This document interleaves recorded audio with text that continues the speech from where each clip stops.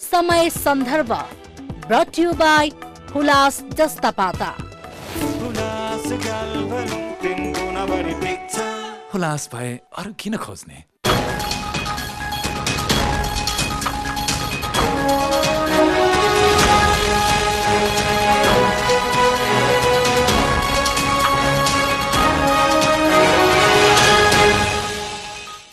नमस्कार, समय सन्दर्भमा स्वागत छ। म भूपाल रिटेल। अर्थतन्त्रका सूचकहरूलाई आधार मानेर कतिपय भुक्तभोगी यो क्षेत्रका जानकारहरू भनिरहेका छन्, सम्भवतः नेपाल एकैपटक आर्थिक सूचकाङ्कका हिसाबले सबैभन्दा खराब तहमा पुगेको यो नै पहिलो पटक होला। किनकि मूल्यवृद्धिका हिसाबले, रेमिट्यान्सका हिसाबले, भुक्तानी सन्तुलनका हिसाबले वा विदेशी मुद्रा सञ्चितका हिसाबले वा कर्जा प्रवाहका हिसाबले सबै सूचक यति नराम्रो छ। ओहो, नेपाल कतै टाट पल्टिने अवस्थामा त पुगेको होइन। यो प्रश्न टड्काडो रूपमा खडा भएको छ। के नेपाल टाट पल्टिने अवस्थातर्फ प्रेरित छ? हल्ला हो या यथार्थ?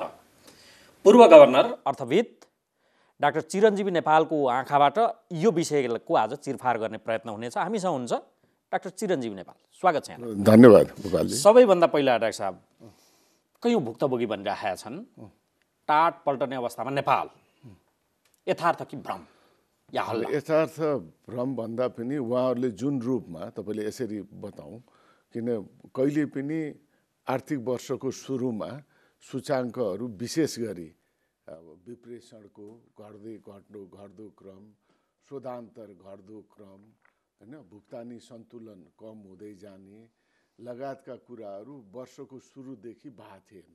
यो पटक वर्षको सुरुदेखि नै सञ्चित पनि घट्दै गयो, विप्रेषण पनि घट्दै गयो, लगायत चाहिँ नि भुक्तानी सन्तुलन पनि नेगेटिभ हुँदै गयो।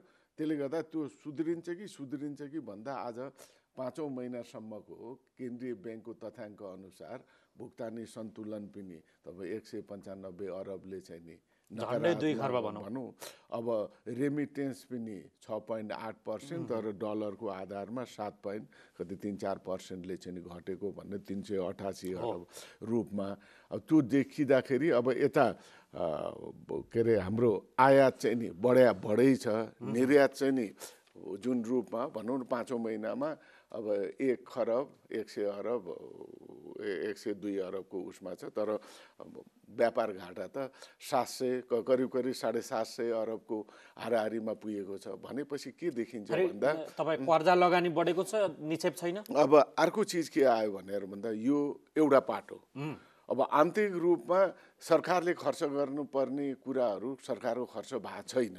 नहुँदाखेरि के देखियो भनेर भन्दा सरकारले जुन कमिटमेन्ट गरेको थियो आइसकेपछि अब यो प्रतिस्थापन विधेयक लिएर आएर नयाँ कार्यक्रम र आयोजना ल्याउने बित्तिकै तपाईँको के त स्ट्रक्चरमै हामीले हान्यौँ सुरुमा। किन मोनेटरी पोलिसी पनि 1 महिना ढिलो आयो, बजेट पनि प्रतिस्थापन बजेटले गर्दाखेरि नयाँ बजेट जुन थियो त्यसलाई हटाएर अब यो सरकारले नयाँ बजेट ल्याउँदा पनि त्यसले गर्दाखेरि के भयो भन्दा बजेटका कार्यक्रम जुन समयमै जानुपर्ने करिब 2 महिना लेट चाहिँ नि बजेटका कार्यक्रमहरू गयो। भनेको मतलब त्यसलाई आधार मान्ने हो भने आज 6 महिना हुने बेला 3 महिनाको मात्रै सरकारको चाहिँ बजेटका क्रियाकलापहरू गरेको भन्न सक्ने स्थिति त्यो छ। जसले गर्दाखेरि सरकारको ढुकुटीमा अहिले आज करिब 300 अरब रुपियाँ जति चाहिँ नि यो स्थितिमा भनौँ न 5 महिनाको हेर्दाखेरि चाहिँ तथ्याङ्क हेर्दा 291 अरब चान्चुन सरकारको ढुकुटीमा त्यत्रो पैसा हुनु। अनि अर्को चाहिँ नि तपाईँको हुनु जनता बजारमा चाहिँ नि ब्याङ्क वित्तीय संस्थामा पैसा नहुने, होइन, त्यो समस्या। अनि अर्को के देखिन्छ भन्दा चालु खाता चाहिँ नि घाटामा जुन चाहिँ नि 200 करिब 300 अरबले चाहिँ चालु, जसले गर्दाखेरि निर्यात लगायतका सबै सूचाङ्कहरू जुन चालु खातालाई चाहिँ असर गर्ने खालका चाहिँ नि पर्यटन व्यवसायदेखि लिएर सबै चिजहरू चाहिँ नि हाम्रो राम्रो देखिएन। जुन चाहिँ हिजो समप्ने न्यारेटिभ जो भने नि टाट पल्टिने अवस्थामा नेपाल रियल इस्टेट हुने हो कि भन्ने हैन, त्यो त अतिरञ्जना हो, यथार्थ हो या भ्रम हो? हैन, त्यो भ्रम पनि म भन्दिनँ, त्यो सचेतना बढेको भन्छु। अतिरञ्जन भनेर चाहिँ त्यो अहिले नै भने किन भनेर भन्दा हाम्रो विदेशी सञ्चित संसारको नियमअनुसार 4 महिनाको लागि पुग्ने चाहिँ नि हरेक ब्याङ्कमा हुनुपर्छ। जुन विदेशी सञ्चित यो अहिलेको 5 महिनाको जुन वस्तु र सेवाको आयातलाई हेर्दाखेरि 7 महिनाको लागि करिब 6.5 महिनाको लागि पुग्ने अझै पनि छ। यो घट्ने क्रम अझै घट्दै गएर 4 महिना भन्दा कम हुन सक्ने स्थिति सङ्केत चाहिँ नि किन घटिरहेको हुनाले त्यो देखिने स्थिति छ। त्यसले गर्दाखेरि वार्निङ हो, यो वार्निङ हो, यो वार्निङ हो। वार्निङ भए हुनाले यसमा सबभन्दा सिरियस चाहिँ नि सरकारी पक्ष लगायत तपाईँ हामी सबै हुनुपर्छ। अब डाक्टर साहब यो महिना सुध्रेला छैन, अर्को महिना सुध्रेला छैन, त्यसपछिको महिना सुध्रेला छैन भनेको क्रमागत रूपमा हाम्रो आर्थिक वर्ष सुरु भएको महिनाबाट 5औं महिनासम्म निरन्तर त्यही क्रमको निरन्तरता छ, डिक्लाइन छ। अब माथि बढ्ला भन्ने थियो, छँदै छैन। सुरुदेखि अन्तिमसम्म डिक्लाइन डिक्लाइन डिक्लाइन। तपाईँहरू जस्ता भुक्तभोगी जो यो बुझ्छन्, सुरुदेखि यो घटेको हामीलाई चाहिँ थाहा थिएन, क्रमिक रूपमा भन्छन्। शुभ सङ्केत चाहिँ हुँदै होइन है।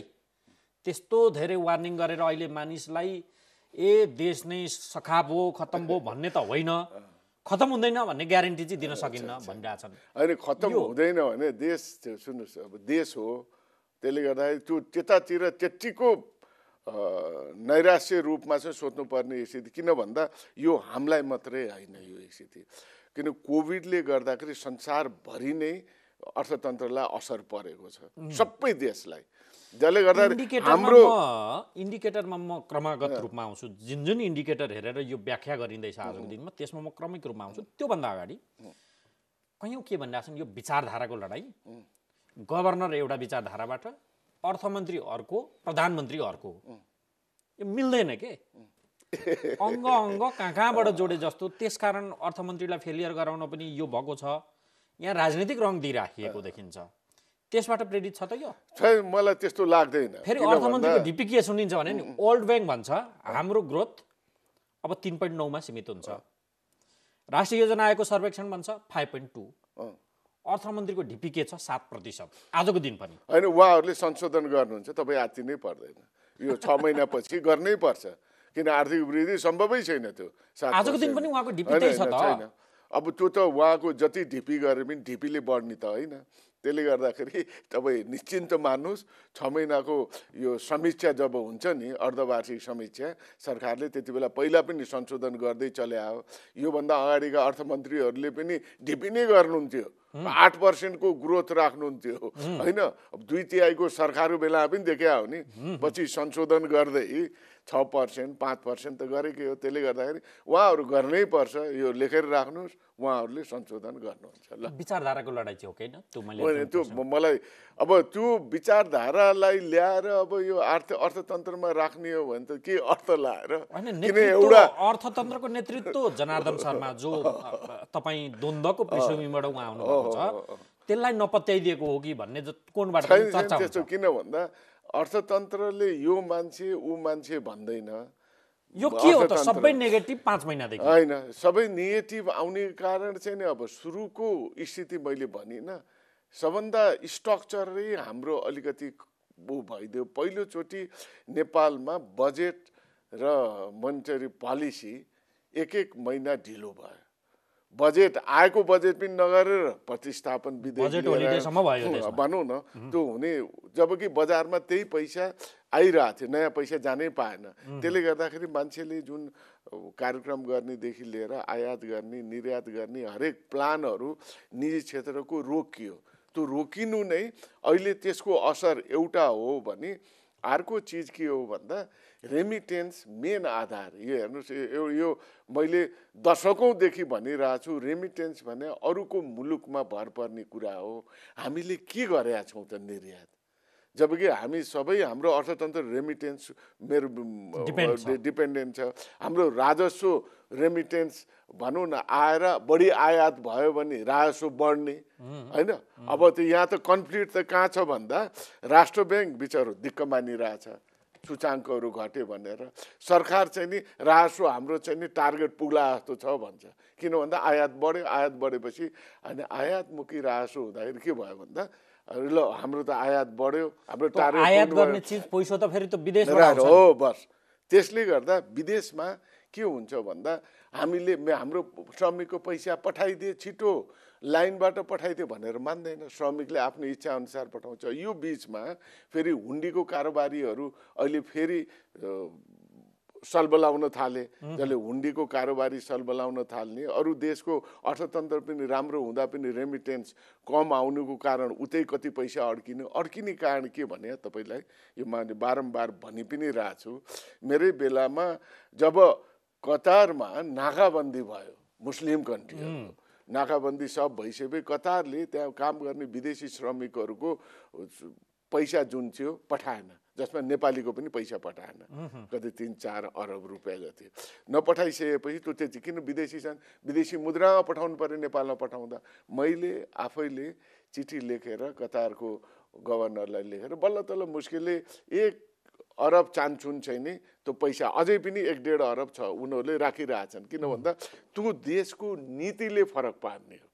त्यो देशको नीतिले रेमिटेन्स नेपालको कति रोक्ने त्यतिसम्म पनि हुन्छ। नेपाली श्रमिक नलिने भनेर गर्दै हो भने हामी विदेशी रोजगार मान्छे पठाउन सक्दैनौँ, किन इजरायलको योभन्दा अगाडिको देखिएको छ होइन। त्यसले गर्दा रेमिटेन्समा निर्भर हुने देशलाई यो झट्का चाहिँ नि नेपाललाई सिरियस भएन योभन्दा अगाडि हाम्रो देश। अब अहिले चाहिँ नि यो झट्का किन अहिले हाम्रो निर्यात अलि राम्रो हुने भएको पनि संसारको मार्केट त अलिअलि बढ्दै गएको छ। त्यसले गर्दा विदेशी सञ्चित मजाले विदेशी मुद्रा सञ्चित बढ्थ्यो, अब छैन। जस्तो हो यो अघिल्लो वेभको जस्तो फर्स्ट या सेकेन्डको जस्तो एकदम त्यो गिजोलिएको अवस्था पनि होइन, किनकि खोपहरूको डेभलप भयो, लगाइएको छ, मान्छेको त्यो किसिमको रेस्ट्रिक्सनको अवस्था त आजको दिनमा छैन। भले 2-3 महिना यता होला।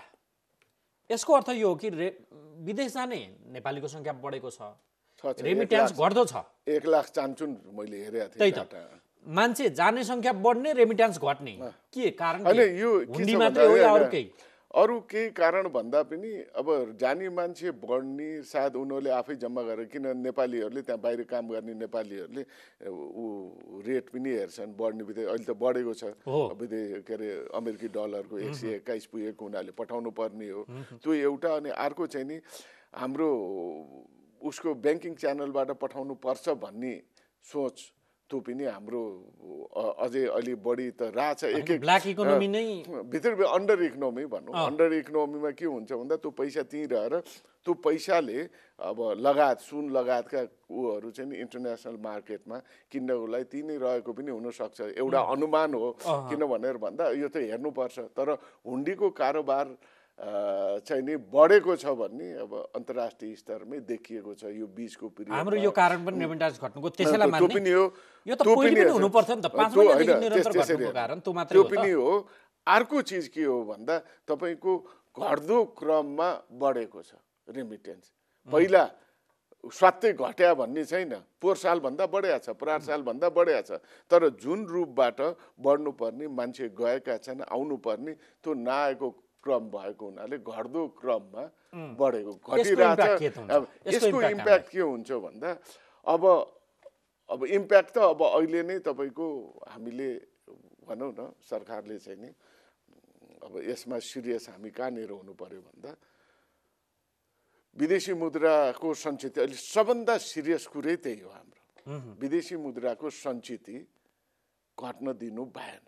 नभनलाई अब विभिन्न तरिकाले चाहिँ नि केन्द्रीय ब्याङ्कले बिचमा अब आवश्यक नभएका वस्तुहरू भनेर लिस्टेड गरेर रोक्यो होइन, रोकिरहेछ। जसले गर्दा 50% एलसी र 100% एलसी गर्दाखेरि पैसा लाग्नुपर्ने नगद नै राख्नुपर्ने अवस्था हामीसँग डलर कम भयो भन्ने छ। हाम्रो त्यही नै हो। सबभन्दा तनाव भनेको कुनै पनि मुलुकको डलरको रिजर्भ र हामीसँग चाहिँ विदेशी मुद्राको रिजर्भ चाहिँ त्यही डलर। त्यसमा पनि डलर त्यो रिजर्भ चाहिँ नि कम स्वात्तै चाहिँ नि अहिले होइन 185 अर्ब 10 अरब कति 10 अरब 4 करोड कि चान्चुन यति कति भएको छ होइन 10 अरब 10 खरब 1000 होइन 1000 अरब चान्चुन चाहिँ नि हामीसँग छ। त्यसले गर्दाखेरि के हुन्छ त्यही पैसाले हामी भारतीय मुद्रा पनि किन्छौँ। भारत अत्यधिक हरेकचोटि हामीले विदेशमा भारतबाट आयात गर्दा भारतले डलर लिँदैन, त्यो पैसा डलर भारतमा दिएर अनि सामान भारतमा निर्भर त्यो छ। त्यसले गर्दा भारतीय मुद्रा किनेर भारतीय मुद्रा पनि बाँड्छौँ। मैले तपाईँलाई भने स्ट्रक्चर यस्तो छ कि अर्थतन्त्रको यसमा अलिकति तलमाथि हुने बित्तिकै यो समस्या भइ नै रहन्छ। डलर र आइसी बीचको कम्पेरिजन त कहिले पनि हुन्न होइन। त्यसले गर्दाखेरि के छ भने उनीहरू मान्दैनन् भारतीय उनीहरूले हामीले डलर भन्दा पनि तिमीहरू किन्नै पर्छ आइसी भनेर हामीले डलरबाट होइन त्यो मान्दैनन्। नमानेपछि के लाग्यो तपाईँको पोलिसी मिलाउनु त अब के कुरा गर्ने के अरे 500 र 1000 को त्यति बेला गरे होइन त त्यो 2/3 को त्यत्रो सरकार आयो दम्ब भएको त्यतिकै जबकि 3.5 वर्ष बस्यो खै त्यो लिएर जबकि म आफू हुँदा त्यत्रो पहल गरेर त्यहाँको गभर्नरदेखि लिएर सबै लिँदैन पछि त्यत्रो सरकारले गर्न सकेन जुन अब अहिले त्यसले गर्दाखेरि अब हामीको डिपेन्डेन्सी हटाउने भने एउटै उपाय हामी सबल भएर अगाडि जानुपर्छ। सबल हुनको लागि अब अलिकति आफ्नो क्षमता पनि अभिवृद्धि गर्नु पर्यो। आज दशकौँ पछि पहिलोचोटि कतै 4-5 महिनामा हामी 102 अरब के अरे 102 अरबको चाहिँ नि निर्यात गऱ्यौँ भनेर फुर्ती दिनुपर्ने बेला भएको छ भनौँ न। दशकौँ पछि त्यो पनि के हो भन्दा पाम आयल र होइन अब के उसको लगायतका तेलहरूको त्यो पनि बाहिरबाट लिएर आएर यहाँबाट भ्यालु एड नभइकन गर्ने। त्यसले गर्दाखेरि अब जुटका सामानदेखि लगायत यिनीहरू त हाम्रो लो भइसक्यो भएन गार्मेन्ट कार्पेट सब गर्न सकिएन। मूल्य मुद्रास्फीति जसलाई आम रूपमा सामान्य मान्छेलाई बुझ्दैन मूल्य वृद्धि भन 7.11% पुग्यो। त्यो त पहिले मैले भनिसकेको थिएँ पुग्दैन अब सम्भव छैन गाह्रो। सरकार चाहन्थ्यो राष्ट्र ब्याङ्क त 6.5 मा सीमित गर्छु भन्थ्यो 7.11 झन्डै 7.90 यो आजभन्दा 5 वर्ष अगाडिको 73-74 को छोला कि भन्ने चिन्ता। सुन्नु अब त्यो छुँदै जान्छ। सुन्नु मासिक हिसाब गरेर भन्दा 5 वर्ष अगाडिको मूल्य वृद्धिलाई छोयो होइन तपाईँको यो बढ्दै जान्छ। कारण के भन्दा आन्तरिक रूपमा उत्पादन छैन होइन बजारमा पैसा ब्याङ्कहरूमा चाहिँ। अनि यो कुरा अर्थमन्त्रीले थाहा छ नि बुझ्नुहुन्न या बुझ बचाउँदै हुन्छ होइन अर्थमन्त्री सरकारलाई किन थाहा नहुने सबैलाई सरकारमा बसेका व्यक्ति सबैलाई त्यो ढिपी गर्नुहुन्छ होइन त्यो त अब उहाँहरूले करेक्सन गर्नु मैले भने न तपाईँलाई 6 महिनाको मध्यावधि समस्यामा सबै करेक्सन हुन्छ आत्तिनु पर्दैन तपाईँ। त्यस्तो तपाईँहरूले आफूले भन्ने हो। फेरि दोष उहाँको के छ भने नि यो सबको कारण आजको दिन होइन हिजो भनेको उहाँले 62-63 भन्नुभयो या अझै अगाडि थाहा छैन। त्यो हिजोको अर्थनीति हो त्यो हिजोको योजना हो हिजोको कार्यान्वयनको परिणाम आज म भोग्ने हामी भोग्ने अनि सबै दोष मलाई लाउने मिल्छ भनेर उहाँको अम्लो ठड्याएको छ के।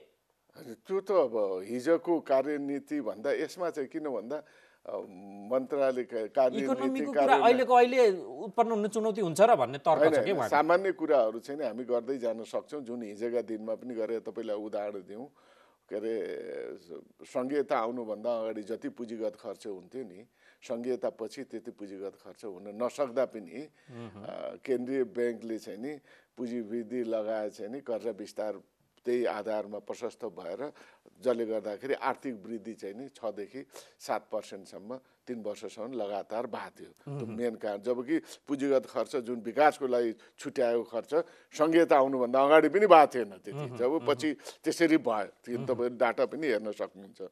त्यस कारणले गर्दाखेरि अब कुरो के हो भन्दा एउटै मैले तपाईँलाई भने एउटै कारण के हो भने जब हामीले प्रतिस्थापन विधेयक नेपालमा पहिलोचोटि त्यसरी लेट भएको छ। 46 सालपछि पहिलोचोटि बजेट मोनिटरी पोलिसी भ्याकुम भयो देशमा मेन कारण त्यो किन त्यसले गर्दाखेरि 2 महिना पछाडि भयो। ठेक्का पट्टादेखि लिएर हरेक कुराहरू जब गर्दाखेरि खर्च गर्ने परिपाटी जसले गर्दा त्यसले चाहिँ नि ल्याग गर्दै आज 5 महिना 6 महिनासम्म आउँदाखेरि खर्च हुन सकेन भने। अनि अर्को चिज के छ भन्दा तपाईँले यसरी हेर्नु न किन भन्दा अहिले 6 महिनामा 10 भएको छ। योभन्दा अगाडि यो सरकार आउनुभन्दा अगाडि चाहिँ नि 6 महिनामा 15 हो कि 16% भएको छ होइन। 16% भन्यो मतलब 2/3 सरकारले चाहिँ नि 5%। अब यो त सब कतिवटा 5वटा पार्टी मिलेर बनाए सरकार भनेपछि 10% पनि भयङ्कर भयो भन्ने स्थितिमा अब त्यति पनि भनौँ न एक किसिमले। त्यसले गर्दाखेरि कति चिजहरू सिरियसनेस एउटा के भइदिएन भन्दा मिनिस्ट्री मार्फत सरकार यो एक त कोरोनाले उहाँहरूलाई कोरोनाको कसरी गर्ने भन्नेतिर हो कि र सबै दलहरूको मैले त्यो पनि हेर्छु सबै दलहरूको उहाँहरूको ध्यान अहिले पनि गएको छैन। कुनै पार्टीहरूले अर्थतन्त्र नबुझेको हो कि हैन त? अर्थमन्त्री भएपछि अर्थतन्त्र बुझ्ने सामान्य ज्ञान हो त्यो जसले पनि बुझ्न सक्छ। त्यसलाई धेरै पढेको विद्वान भन्ने चाहिने नेपालमा बुझ्नु भएको छ। किन मजाले बुझ्नु भएको छ कि त्यसमा नबुझे जस्तो मलाई लागेन। नबुझेको मान्छे त बस्दैन नि अर्थमन्त्री कस्तो कुरो भुवालजी अर्थतन्त्र बुझेन भने त बस्न पनि मजा लाग्दैन। बुझेको हुँदा पनि समस्या छ, नबुझेको हुँदा पनि समस्या भयो क्या। नबुझेको हुँदा के हुन्छ नेपालको अर्थमन्त्री तपाईँले हेर्नुभयो नि हेर्नुहोस् न कस्तो को अर्थमन्त्री भएको छन् होइन। विगतमा डाक्टर खतिवडा धेरै बुझेको भन्थे, उहाँ बुझ्दा पनि समस्या देखियो। आजको दिनमा नबुझेको भएपछि त्यहाँ कर्मचारी लगायतले खेलाइदिन्छन् समस्या पार्छ भन्ने छ। त्यसैको तारोमा उहाँ पर्नु त्यसकारण यी तथ्याङ्क हुन् भन्छ क्या। त्यसकारण म सोध्दैछु यो उहाँले गरेर यो तथ्याङ्क आउने होइन प्रश्न तपाईँलाई भन्नु। तपाईँको एउटै मात्रै लजिक छ, हाम्रो जब प्रतिस्थापन विधेयक र मोनिटरी पोलिसी बीचको ग्यापिङ भयो नि 1 महिनाको त्यो मूल त्यसले गर्दा अप्ठ्यारो हलिडे संसारमा कोही हुन्छ पैसा नभएर सब चुप लाएर बस्ने। अब मूल्यवृद्धिमा म केन्द्रित हुँदै कि तपाईँ भन्दै हुन्छ यो 7.73-74 को रहेछ 4-5 वर्ष अगाडिको त्यसलाई छोला कि भन्ने चिन्ता छ। तपाईँ भन्दै हुन्छ त्यो पनि घट्छ त्यो घट्छ किन भन्दा सुन्नु न हो होइन यो रफ्तारले जुन रूपमा बढेको छ बढ्दाखेरि त डबल डिजिट नछोला भन्नु छैन। 10% मूल्य वृद्धि हुन सक्छ। चान्सेस हाई छ। कारण के भन्दा कारण तपाईँलाई जुन रूपमा बढ्दै गइरहेछ त्यही आधारलाई भने भोलि अब कारण के आन्तरिक उत्पादन छैन, आयात बढाउनु परेको छ। आयात बढाउँदाखेरि भोलि विदेशी सञ्चितलाई हामीले राखेर आयात नबढाउनेलाई रोक्यौँ रे सम्बन्धित वस्तुहरूको अझै हामी गर्छौँ यहाँ भएको वस्तुहरूको भाउ त्यसै बढ्छ। आयात गर्दा पनि बढ्ने भएको भाउ किन हाम्रो उत्पादन त छैन त्यो रूपमा। त्यसले गर्दाखेरि पनि यो त बढ्दै जाने। अब एउटै उपाय के छ भन्दा बजेट छिटो बजेट अहिले जुन छ सरकारले गरेको 400 अरबको जुन पुँजीगत खर्च त्यसलाई चाहिँ सम्बन्धित मन्त्रालय मैले त बारम्बार अस्ति पनि एउटा प्रोग्राममा भनेको थिएँ हामी संसारमा कोही नभएको सरकारले राजस्व उठाउने केन्द्रीय ब्याङ्कको ढुकुटीमा राख्ने अनि बजारमा लौ पैसा छैन भनेर सारा कराउँदै हिँड्ने यो गर्नु भएन। बरु सम्बन्धित ब्याङ्कहरू वाणिज्य ब्याङ्कहरू लगाएर सम्बन्धित ब्याङ्कहरूलाई एउटा सम्झौता गरेर सरकारले यति % जति चाहिँ नि तिमीहरूले यो स्थितिमा खर्च या पुँजीगत खर्च जुन भएको छ खर्च हुने क्रममा छ त्यो अगाडि नै भुक्तानी गरिदिएर विभिन्न मन्त्रालयमा पठाइदिनु। किन भन्दा यो ट्रेन अहिलेको होइन, तपाईँलाई बताइदिएँ मैले पनि भगेको ट्रेन हो 5 वर्षसम्म। मेरो बेलामा पनि बजारमा लौ पैसा भएन भनेर भुक्तानी मात्रै ढिलाइ हो, त्यसो भए काम भयो पनि तपाईँ तर्क त यो आयो होइन भुक्तानी होइन काम हुँदैछ भन्ने कन्फर्म भइसकेपछि पैसा पठाइदिइहाल नरोक। अहिले पनि मैले के सुनिरहेको छु नि पैसा रोकिरहेछ कति ठाउँमा। त्यसले गर्दाखेरि 300 अरब रुपियाँ सरकारको ढुकुटीमा छ, बजारमा पैसा छैन। नभइसकेपछि भनौँ न एक किसिमले बजारमा क्रियाकलाप आर्थिक क्रियाकलाप गर्नलाई त पैसा चाहियो नि। ब्याङ्क यो चाहिँ कति बुझेको अर्थमन्त्रीले गर्नुभयो त भनेको सरकारसँग पैसा छ बजारमा पैसा छैन मूल्यवृद्धि बढो तपाईँ भौतिक मन्त्रालय सबैभन्दा बढी पुँजीगत खर्च गर्ने त्यसको हेऱ्यो भने आजको दिनमा 5 महिनामा 8.2 छ 8.2%, 8.26% हेर्नुहोस् त। अब त्यो भयो तपाईँ अझ भन्नुहुन्छ भने के अरे के भन्छ यो उसको गौरवको आयोजनाहरूमा कति खर्च गर्ने भन्ने 10% पनि भएको छैन, नाजुक छ, समग्र नाजुक छ।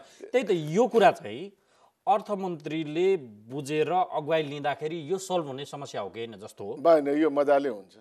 अनि कसरी बुझेको अर्थमन्त्री हो त तपाईँ दाबी गर्दै हुनुहुन्छ बुझेको अर्थमन्त्री? मैले दाबी गर्दै भन्दा पनि उहाँले बुझ्नु भएको छ, उहाँलाई सबै जानकारी किन अर्थमन्त्रीले त भइहाल्छ नि। छ भने सरकारसँग आजको दिनमा 300 खर्ब पैसा छ हैन ढिकुटीमा? छ। तथ्याङ्क त्यही भन्छ। त्यो त छुपाको कुरा होइन। होइन। बजार भन्छ पैसा छैन होइन फेरि। एकदम सही कुरा, ठिक छ। हामी इम्पोर्ट धेरै गरिरहेका छौँ, भएको हाम्रो डलर पनि जाँदैछ फेरि। जाँदैछ एकदम। उत्पादन बढाउन सकेका छैनौँ। यदि उत्पादन बढाउन सक्ने भने त डलर, त्यसलाई एक्सपोर्ट गर्दा डलर पनि आउँथ्यो बरु। त्यो जाने डलर पनि रोकिन्थ्यो, यी त कारोबार त हाम्रो नेपाली पैसा हुन्थ्यो होला। त्यो पनि सकेका छैन। न आन्तरिक उत्पादन छ, न आयात रोक्न सकेका छ। सरकारसँग टन्न पैसा छ, बजारमा छैन। अनि तपाईको कुरा छ, त्यो स्टक छ। सुन्नुहोस्, यसमा के छ, दाबी छ हाम्रो अर्थमन्त्री बुझेको अर्थमन्त्री योभन्दा अगाडि पनि यही हो। योभन्दा अगाडि पनि योभन्दा अगाडि यो तहको बस किन भएन भन्नुहुन्छ नि, लगातार 5 महिनासम्म हाम्रा इन्डिकेटर खराब थिएन। त होइन, तपाईँले भने सही कुरा। त्यसमा के छ भनेर भन्दाखेरि यो हाम्रो तर्फबाट त भनौँ न, तपाईँले जुन भनिरहनु भएको छ यो चिजलाई हाम्रो तर्फबाट बाहिर बसेर म राष्ट्र ब्याङ्कमै हुँदा पनि मैले पनि यो केही उपाय गरौँ भनेर मेरै बेलामा स्थानीय निकायमा जाने चाहिँ नि पैसा खर्च गर्न पाइन्न थियो राष्ट्र ब्याङ्क। अहिले स्थानीय निकायमा जाने जुन पैसा छ 50% 80%सम्म ब्याङ्क वित्तीय संस्थाले निक्षेपमा गर्न पाउँछ र त्यो पैसा चाहिँ उनीहरूले युज गर्ने, जसले गर्दाखेरि करिब 50 अरब रुपियाँ त्यो अस्ति गएको हुनाले बजारमा सहज भएको कारण थियो। मेरो बेलामा त्यो पनि थिएन, मैले आफैले भने। अहिले मैले फेरि के भन्दैछु भन्दा तपाईँकै उसमा त्यो स्थानीय योभन्दा अगाडिको 2/3 सरकारको बेलामा मैले त्यो भनेपछि पछि गर्नै पर्यो। बजारमा पैसा सोधिरहेको छु नि, तपाईँको दाबी र तथ्याङ्क र तथ्यहरू जे छ अहिले देखेको मेल खाएन। बुझेको अर्थमन्त्री भने तपाईँ भन्नुहुन्छ चाँदा सकिन्छ भन्नुहुन्छ, फेरि बुझेको भने त्यो किन गन्जागोल छ? अझ तपाईँलाई म सम्झाउँ, तपाईँ गभर्नर मात्र होइन, त्यो बेला म तत्कालीन प्रधानमन्त्री सुशील कोइरालाको तपाईँ प्रमुख आर्थिक सल्लाहकार पनि हुनुहुन्थ्यो होइन? त्यो किसिमका विज्ञहरू हायर गर्न सकिन्न भने केले छेक्छ? केसीले पनि सक्दैन। अनि यो के त, यो बुझेको अर्थमन्त्री भनेर अझ पनि पगडी गुत्नुपर्ने कुनै समस्या छ? त्यसो भए मेरो अर्थ यो होइन कि उहाँ नबुझ्ने होइन। फेरि अर्थमन्त्रीलाई बुझाउने मान्छे अरू हुन्छ। तपाईँले मेरो मुखबाटै बनाउनु खोजेको त म भन्न सक्दिनँ त्यो होइन। अरू हुन्छन्।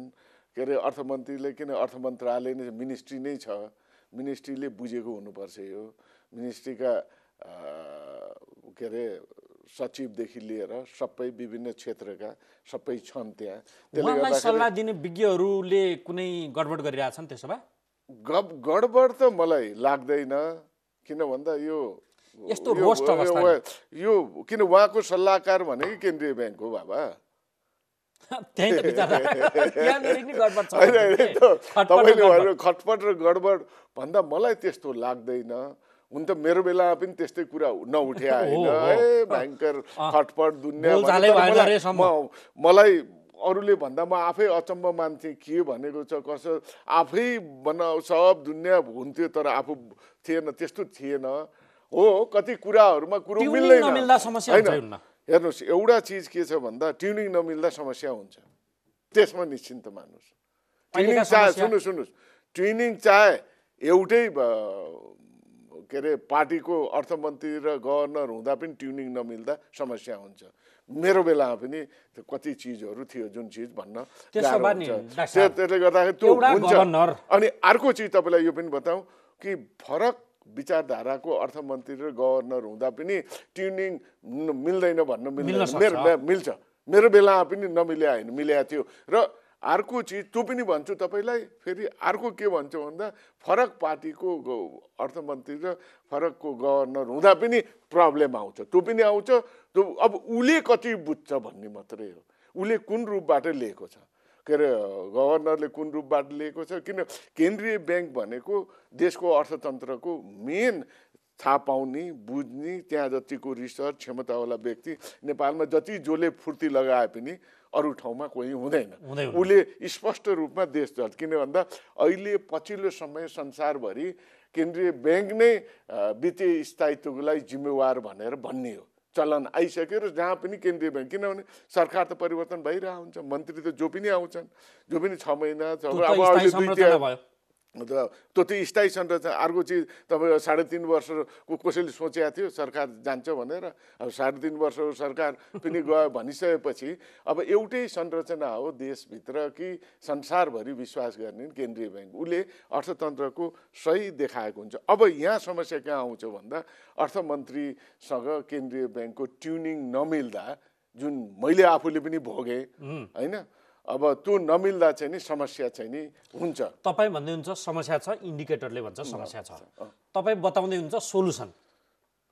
त्यो सोलुसन दिनलाई केही गाह्रो पनि छैन भन्दै हुन्छ। गाह्रो छैन। त्यो सरकारको ढिकिटीमा भएको पैसा ए बाबा बजारमा पठाइदेऊ, आयात रोक होइन, यति भए त यो प्याराडिम सिफ्ट नै हो, चेन्ज अहिलेसम्म गरेका थिएन भने 50% स्थानीय निकायमा जाने पैसा सरकारको ढुकुटीमै रहिरहन्थ्यो। मेरो बेलामा भएन, बर्बाद भयो, यो बजारमा पैसै भएन, गाह्रो भयो भनेपछि धेरै मेहनत गरेर 50% निक्षेपमा गणना गरी चाहिँ नि ब्याङ्क वित्तीयमा पठायो, जसले गर्दा अलिकति राहत भयो। त्यसपछि बजारमा अलिअलि पैसा आउँथ्यो हुन्थ्यो, त्यसले गर्दाखेरि अलिअलि पुँजीगत खर्चको हालत त यही हो होइन। अहिले त झनै वर्स भयो त्यो बजेट प्रतिस्थापन विधेयकले गर्दाखेरि। त्यसले गर्दाखेरि अब अहिले 80% गरेको छ। अब मेरो भनाइ के भन्दा, मेरो लगायत केही साथीहरू अरूले पनि भन्नुहुन्छ यो चिजमा कि सरकारलाई यसरी संसारमा नभएको हो, सरकारको ढुकुटीमा पैसा टन्न, बजारमा पैसा नहुने, अब यो स्थितिमा चाहिँ नि आर्थिक इन्डिकेटर जुन छ नि, आर्थिक बिन्दुहरू चाहिँ नि सबै ऋणात्मक रूपमा चाहिँ नि अगाडि बढिरह, जुन हाम्रो टार्गेट अनुसार मिट नभएका, जसले गर्दाखेरि भोलि यसले अप्ठ्यारो स्थिति पार्छ भन्ने देखिसकेपछि अब यसलाई चेन्ज गर्नुपर्छ है भनेर अस्ति तपाईँले यही भनेको चिजलाई मैले अहिले पनि के भन्छु भन्दा, त्यत्रो पैसा छ भने ब्याङ्क वित्तीय संस्थामा कुन रूपबाट होइन रिलिज गरेर कसरी रिलिज गर्ने, सबै खर्च, किन भन्दा आवश्यक रूपमा खर्च गर्ने भनेर आवश्यक, किन त्यति बेला तपाईँलाई यो पनि बताइदिउँ म गर्दा कसरी बजारमा पैसा कहाँ छ त पैसा भनेर विभिन्न उसमा चाहिँ नि सञ्चय कोष लगायतका यो भनौँ न हाम्रो सामाजिक सुरक्षा कोषको पैसादेखि लिएर नागरिक लोक लगानी कोषको पैसादेखि लिएर लगायतका अरू पनि क्षेत्रका यी पैसाहरू चाहिँ नि के हदसम्म खर्च गर्न सकिन्छ कि भन्ने स्थिति पनि त्यो अध्ययन छ। त्यो अध्ययनकै आधारमा त्यति बेला 50% हामीले पठाएको हो। त्यति बेला पठाइसकेपछि त्यसपछि त्यति बेला अर्थमन्त्रीजीसँग मेरो परेकै हो, त्यति बेला पनि घचपच परेकै हो, तपाईँले भनेको छ घचपच परेकै हो। जब किन यो मुलुक त सबैको हो नि त, सहयोग त सबैतिरबाट हुनुपर्छ। त्यसले गर्दाखेरि अर्थ मन्त्रालय र राष्ट्र ब्याङ्कले यसमा बजारमा पैसा नहुने केन्द्रीय ब्याङ्कको ढुकुटीमा अहिलेको इमिडिएट अहिले सल्भ भनेकै विदेशी आयात चाहिँ नि अझै जुन अस्तिको जुन छ तपाईँले भने जस्तो के अरे जुन रोकेको छ केन्द्रीय ब्याङ्क र सरकारले चाहिँ मिलेर एलसी लगायतका कुराहरू र वस्तुहरू ल्याउन नपाउने भनेर एलसीमा 50 र 100% राख्नुपर्ने भनेर, अब त्यो लगायत त्यसमा अझै कति एड गर्नु छ गर्दै जाने र अनि अर्को चिज चाहिँ नि यसलाई ब्रेक गर्नु पर्यो। यो सधैँको दशकौँदेखिको समस्या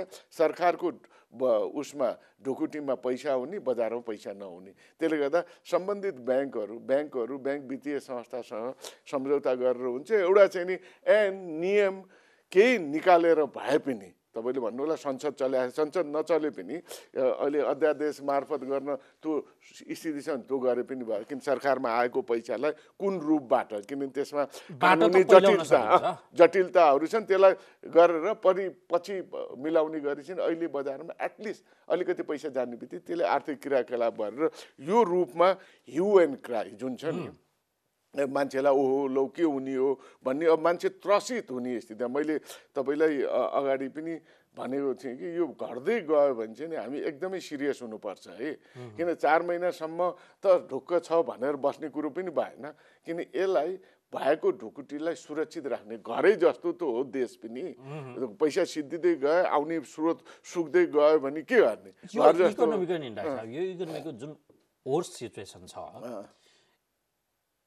तपाईँले देख्दा एउटा तपाईँ विगतमा राष्ट्र ब्याङ्कको पनि हाकेको सरकारकै प्रमुख आर्थिक सल्लाहकार प्रधानमन्त्रीकै भएर पनि काम गरेको तपाईँसँग जुन अनुभूति छ नि तपाईँले ठ्याक्कै देख्दा जड कारण समाधान पनि छ गरिराखिएको छैन राष्ट्र ब्याङ्क र अर्थ मन्त्रालय बीच अथवा अर्थमन्त्री र गभर्नर बीचको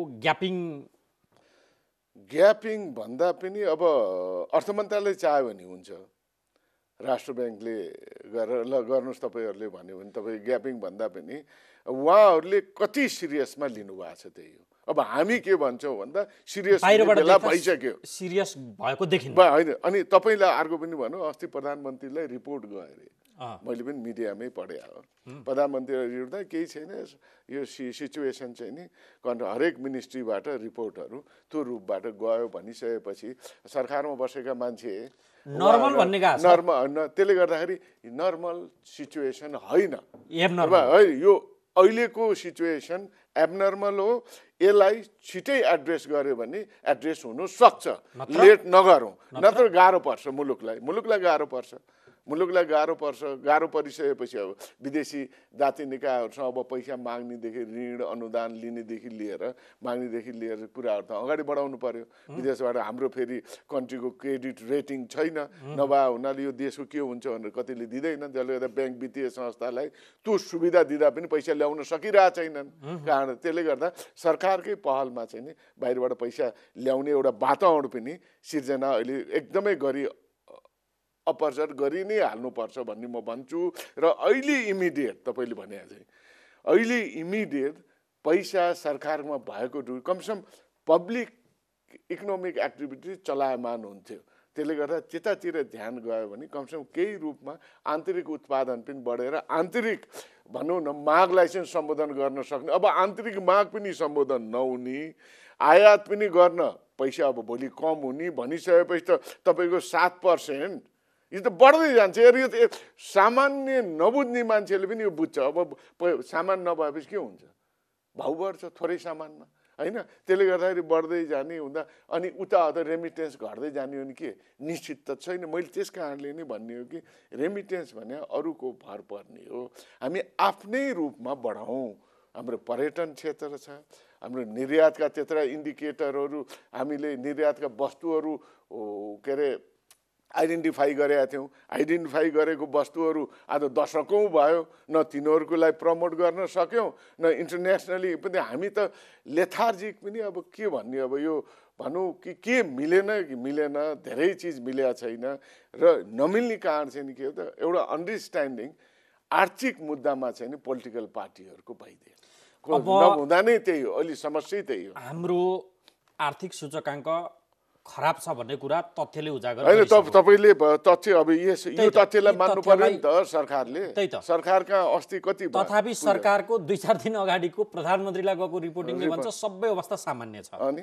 यी बेकारका कुरा हुन् भने चाहिँ गरेर त्यो रिपोर्ट त्यही भने यसको अर्थ मन्त्रालयले ठानिराखेको छ यो अवस्था असामान्य हुँदै होइन तपाईहरु जस्ता भुक्तभोगी इन्डिकेटरले गर्दा आत्तिएको जस्तो भानुहुन्छ हैन हामी त म भुक्तभोगी के म त आत्तिएकै थिएँ मेरो बेलामा पनि यता कुराहरू यो भन्दा सिचुएसन के अरे उ थिएन अलिकति त्यो किन नेपालको निर्भरता रेमिटेन्समा पर्ने जहाँ ढुकुटीमा असर पर्ने बित्तिकै केन्द्रीय ब्याङ्कको जो कोही पनि एकदमै सतर्क हुन्छ अब यो चाहिँ आन्तरिक मामिला छ बाह्य हेरौँ त संसारको आर्थिक अवस्था त संकुचन तर्फै छ संकुचन छ फेरि ओमिक्रोन भने अर्को तर्साइरहेको छ ढोकामा ढकढक्याएको छ त्यस अनुरूपका स्मार्ट लकडाउनहरू सुरु भएको छन् विश्व अर्थतन्त्र कता जाला हाम्रो अर्थतन्त्र अझ के होला अब झन् अब एउटा चिज के छ पोलिसीगत रूपमा पनि उहाँहरूको मेरो फरक छ दृष्टिकोण किन अब बजारमा पैसा आउनु पर्ने पनि अब इन्टरनेसनली म्यासेज के भयो भन्दा केन्द्रीय ब्याङ्कले तोकिदियो कि 10% ब्याज दर भन्दा बढाउन नपाउने 41 सालभन्दा अगाडिको सिचुएसनमा नेपालको अर्थतन्त्र देखाउँछ किनभने 41 साल पछि चाहिँ नि केन्द्रीय ब्याङ्कले कुनै पनि ब्याज दर तोकेको थिएन अब यो कसलाई तोक्यो जबकि 8-9 किसिमको ब्याज सहुलियतपूर्ण ब्याज पुनर्कर्जा निर्यात कर्जा लगायत युवा स्वरोजगार कर्जादेखि महिला उद्यमी कर्जा भनेर 8-9 किसिमको 1%, 2%, 4%, 5%, 6% वाला कर्जा गइ नै रहेछन्। राष्ट्रपति पुनर्कर्जा 200 अरबभन्दा बढी दिइ नै रहेछ। यो स्थितिमा पनि अब बजारबाट पैसा अब कसको लागि 10% तोक्या त, कसको लागि? त्यसले गर्दाखेरि यो टोक्दाखेरि के भयो, नेपाल के बन्द इकोनोमीतिर गएको हो त भन्ने मैले त इन्टरभ्यू नै दिएको छु। यसले म्यासेज इन्टरनेसनली राम्रो गएको छैन। त्यसले गर्दाखेरि यो चाहिँ नि कम एटलिस्ट, किन भन्दा जसले बढी ब्याजमा ऊ पैसा लिन्थ्यो उसले बढी लगानी हुने ठाउँमा गर्थ्यो। मैले सोधेको अब अन्त्यतिर पनि छु म, तपाईँले भनेका चिजबिज गर्दा गर्दै पनि नेपालको अर्थतन्त्र के संसारको अर्थतन्त्रलाई नथी लगाइदिने चिज त्यो महामारी भनेर फेरि ओमिक्रोनले तर्साइरहेछ नि, त्यसको प्रभाव के पर्ला हामीलाई? अब त्यसको प्रभाव त सबभन्दा पहिलो प्रभाव तपाईँको आर्थिक वृद्धि 7% होइन कि यो मैले तपाईँ भने अब उसले 4 महिना अगाडि ओमिक्रोन आउनुभन्दा अगाडि नै तथ्याङ्क विभागले 5 भनेको थियो होइन, वर्ल्ड ब्याङ्कले त अगाडि भन्दै आएको, वर्ल्ड ब्याङ्कले 3 पो भने।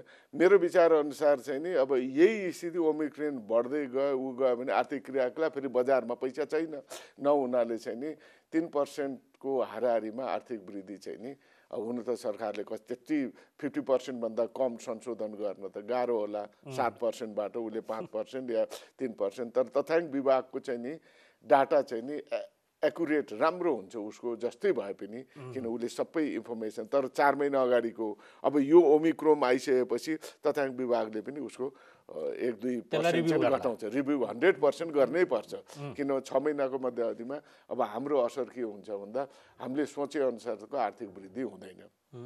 दोस्रो, किन आर्थिक क्रियाकलाप कम हुनाले अनि जसले गर्दा उत्पादन बताइरहेको चाहिँ इमिडिएट अहिले तत्काल तपाईँले भनेका अघिका शर्त पुरा गरेर बजारमा पैसा पठाइसकेपछि पनि हो नि, पठाइसकेपछि गाह्रो हुन्छ, गाह्रो पनि हुन्छ। त्यो पठाएपछि पनि गाह्रो हुन्छ। 3 भन्दा पनि 3 र 5 को हाराहारीमा हुन्छ। नपठाउने हो भने त झन् नपठाउने हो भने त अब त्यो कल्पनै नगरौँ। त्यो सिचुएसन कि बजारमा पैसा नभएर हाहाकार हुँदा के हुन्छ भन्नु त, हाहाकार। त्यसले गर्दाखेरि त्यो पैसा त आउनै पर्यो। टाटै पल्टिने जस्तो, टाट पल्टिने भन्दा मुलुकको महँगीले शिखर हुन्छ। महँगी चाहिँ नि किन उत्पादन नभए मान्छेसँग पैसा छैन, मान्छेसँग पैसा नभएपछि गाह्रो हुन्छ। कति मान्छेले अब श्रीलङ्काको कुरा गर्ने कारण पनि श्रीलङ्काको सिचुएसन फरक हो, किन श्रीलङ्कामा उसको बन्ड पनि इन्टरनेसनली भएन होइन, पर्यटन पनि बढ्न नसक्दा उनीहरूको विदेशी सञ्चित घट्दै गयो। हामीलाई त एटलिस्ट स्वास्थ्य घट्यो उसको। होइन, तपाईँले भने काम इमिडिएट नगरिकन यही अवस्था ओमिक्रोनले पनि घेरेर जाने भने हामीलाई धेरै गाह्रो हुन्छ। त्यो कल्पना नगरौँ, त्यस्तो नेगेटिभ सोच्दै नसोचौँ, पोजिटिभ राम्रो हुन्छ भन्ने सोचौँ। नेगेटिभ कुरा गरे पनि दबाब त पर्छ नि, पर्छ। नेगेटिभ होइन, एकदमै सिरियस। मैले अस्ति पनि भनिसकेँ, 2-4 ठाउँमा मैले भनिसकेको छु। एकदमै अहिले सचेत भएर सिरियस भएर अगाडि बढ्ने बेला छ। सरकार र केन्द्रीय ब्याङ्कको समन्वयमा अगाडि चाहिँ नि कामहरू बढाउन। अहिले सबभन्दा इमिडिएट गर्ने भनेको सरकारमा भएको पैसा जुन छ त्यो रिलिज कसरी हुन्छ, के हुन्छ, निकाल्न सकिन्छ नि आधारहरू। संसारमा फेरि कुन देशमा हुन्छ?